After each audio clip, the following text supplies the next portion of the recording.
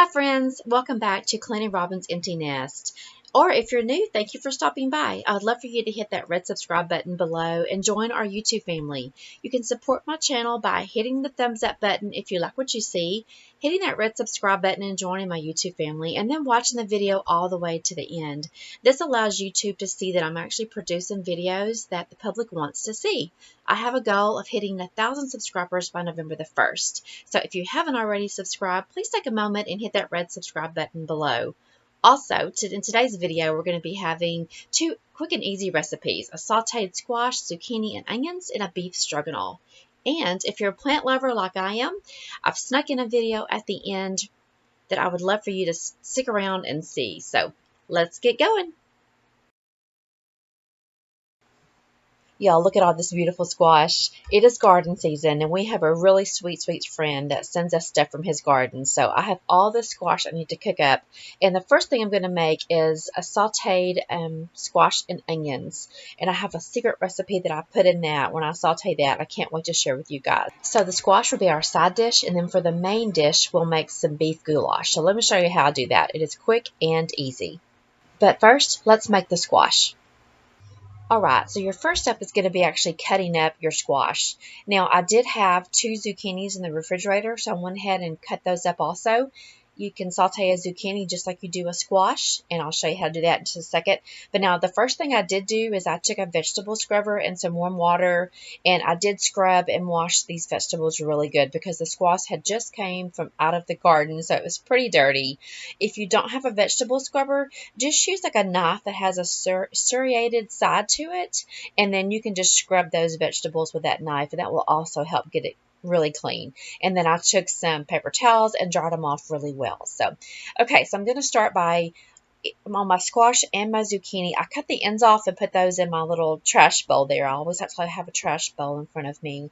And then I'll cut them up in sections, and I try to do the sections the same size so they're easier to maintain when you're cooking and they all cook evenly. So, okay, so I'm going to show you here how I cut up my squash and I cut up my zucchini, but there's quite a lot of it, so I'll stop here in a second and just kind of show you the rest that I have to cut up.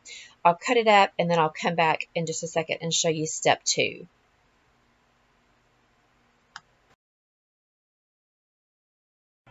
So here I'm just going to show you how I'm cutting up an onion. Now, people cut up onions differently, so this is how I cut up my onions. This is just a regular white onion. You could also use a sweet onion if you choose, but to me, any onion would work. You mainly want the onion for the flavor. Now, I love to eat sauteed onions, so I cut up mine in pretty small pieces. But if you do not like onion, you could cut yours up in pretty large pieces. That way, after it's done, you could just pick out the onions. But really, the onion to me is a needed ingredient in this because it gives it such flavor.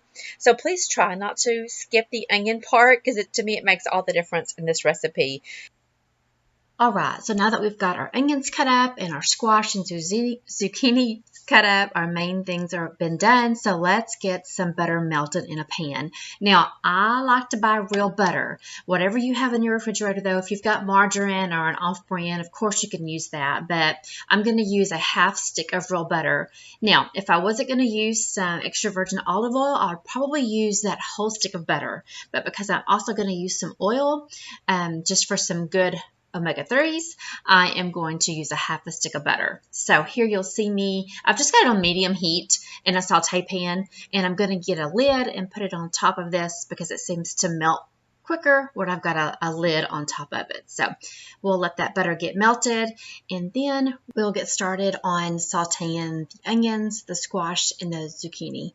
So here I'm just showing you that the butter is completely melted. I almost let it get too hot, but I did have the heat on high to melt the butter, and then I turned the heat down to put it on medium to let it cook kind of slowly. You don't want to cook it too quickly. So I probably have the heat on about medium. So, okay, so this is one whole onion that I've cut up. And like I said, you can do little pieces. I'm sorry, you could do big pieces so you can pick them out before you go to eat the squash, or do like me. I like to have mine in just smaller chunks because I like to take a bite of onion and a bite of a vegetable at the same time. So, okay, and here of course I've cut up way too much. It's kind of hard to judge. I could have gotten a bigger pan out and just transported it to a pan, but anyway, for the limit of time that I had and I was recording, I just went ahead and just saved those other vegetables for later. So here, let me show you the secret ingredient, I believe, to my great sauteed vegetables, and that is a packet of Splenda. I know, weird. However, back when my husband and I did keto, I found that Splenda was so much better than sugar. Of course, I'm showing you here. If you choose to use like a tablespoon of sugar, that will definitely work also. You can just, a tablespoon should be enough, 1 or 2 tablespoons. You could just sprinkle that over your vegetables. Here I'm doing 1 packet, and then I go and do just a half of another packet just because I do have a lot of vegetables in here. I might have could have gotten away with just 1 packet, but if I'd have cooked those and they didn't have a little bit of sweetness to it, my hubby would not be very happy. So I went ahead and did 1 whole packet and then a half a packet of Splenda. And here all I'm going to use is some salt and pepper for seasoning. So really all that goes in this recipe as far as seasoning, guys, is just some Splenda or some sugar, your choice, and some salt and pepper. So pretty simple. And y'all, I just had to pop this in here. While I was cooking supper, I see this man of mine in the den folding clothes without me having to ask him to. Is this not the sweetest shot ever? Who needs wine and roses when you see this, right? Okay guys, tonight I'm making for dinner. I'm going to make a beef goulash, something quick and easy. You're going to need some elbow noodles, some whole kernel corn, some tomato paste, some ragu sauce or any pasta sauce. I've got my water boiling. I'm about to salt it and put my noodles in. I have some hamburger meat going. I think it's about 1 pound of hamburger meat. And then my seasonings are just Creole seasonings. I'm going to use some Worcestershire sauce, which is kind of an odd ingredient, but it makes it taste so good, and some salt and pepper. So, okay, so I'm going to brown my meat. I'm going to season it in just a second, and let's get our noodles going. Okay, let's see. I think I'm going to use about half of this box. That's a pretty good amount of meat, so. I'm a huge pasta lover, so I have all kinds of pasta recipes. Okay, then I always like to salt my pasta. Kind of salt your pasta water, because I'll be using a little bit of that water in my meat sauce, so I like to salt it. Okay, and then let's season our beef. So in this recipe, y'all, I really don't add a lot of ingredients. I add some black pepper, I add some salt, and of course, you ladies that have been around for a while know I take the tops off of my salt and pepper. It's just easier for me to distribute. I don't know why, but I've got a weird habit of that. And then I'm going to use some Tony's seasoning. So just 3 simple seasonings is all that I used in this, except for some Worcestershire sauce. I know it might be an odd ingredient, but I actually use Worcestershire sauce in a lot of my beef recipes. I really like it a lot. So anyway, I don't measure. I just kind of throw it in there and see how it turns out. So I'm not a good measurer. So once I get my spices distributed throughout the meat, I'm going to drain my pasta. Y'all, this is the best investment. I got this pan, I believe at Target. I'm sure anywhere would have one, but on the sides of the lid, it's got little holes, and so that's how I can drain my water. This has been the best investment for me. I just love it. You don't have to have like a separate colander to get another dish dirty. So I encourage y'all, if y'all can find one of those, get one. I love mine. Now, I went overboard with emptying out my pasta water, though. I usually save some, so when I pour my pasta over into my meat, I'll have a little bit of that pasta water, and I didn't get it in this cooking video. However, I would encourage you to leave just a little bit of that water in there. That really seasons your meat also. Now here, I've taken a whole can of whole kernel corn, and I did not drain it because I want that water that's in the corn that's got such great flavor in there also.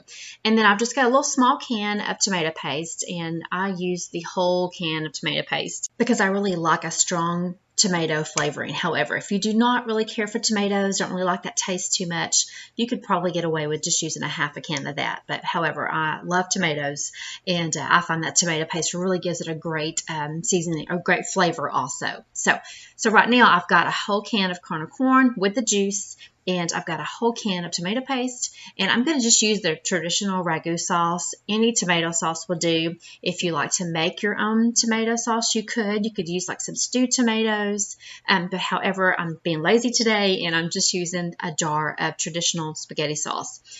All right, now once I've got all my ingredients added, I've just kind of stirred it around and got it distributed, and now for the main course, is the pasta. And as you can see here, I went overboard on draining, and I have no pasta water to put in there. Normally I would. That really helps it just to be a little bit more saucier. This sauce is going to be kind of thick because I did not have any extra pasta water. So, of course, I could have always thrown some beef broth in there if needed, but it was great without it.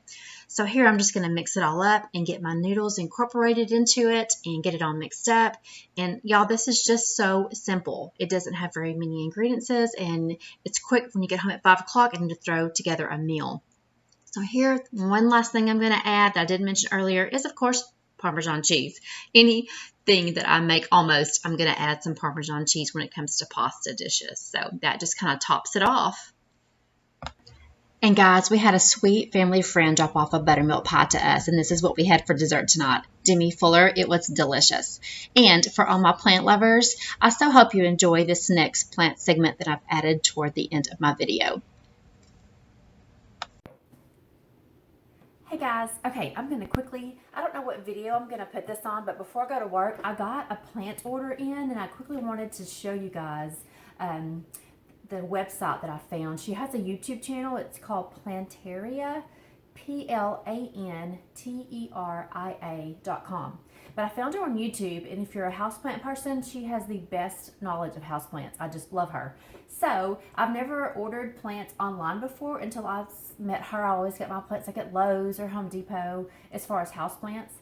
And so now that I've found her, this is going to be like my third order of plants, and her plants are in such good shape, and for some reason they're just easier to take care of. So anyway, I'm going to show you real quickly my order that I got in, and I can't remember how many plants I got. I think I got 3, because you could order them like in packs and get them a discount if you want more than one plant, and that's pretty much I think what I did. So okay, so let's get this opened real fast.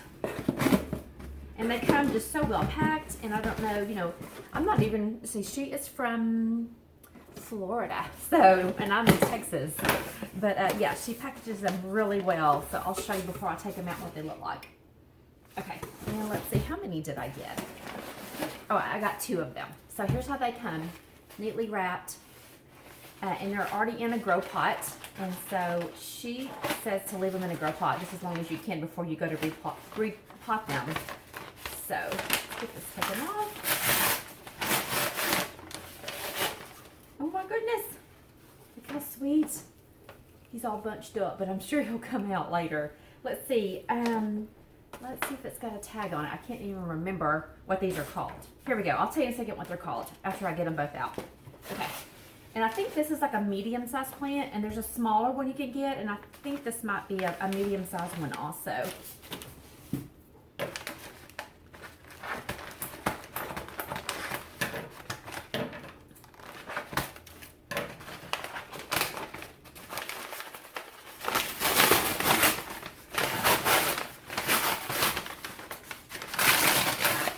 And let me say real quickly, this is in no way sponsored, so I'm just doing this because I truly love her company. Let's see. Oh, this is going to be my palm. You know, I like to get plants that are good for the air filtering plants, and so both of these are good air filtering plants. So, oh my goodness. Yeah, both of these are medium-sized plants, but look, they're so healthy looking. I just love it. Okay, so I know this is a palm. I think it's a certain palm. Let's see. Okay, this is a parlor palm, is what this one's called. And then this one is a pink Syngonium. And actually, these do say these are large, these are small plants. There's also a medium size, I believe, and a large. So these are the small ones. And there's extra small ones that are pretty little too. They're so cute. So anyway, okay, so these are the 2 I got. And I'll get some pots, and I'll let you know where I put them throughout my house. Okay, guys, thanks for watching.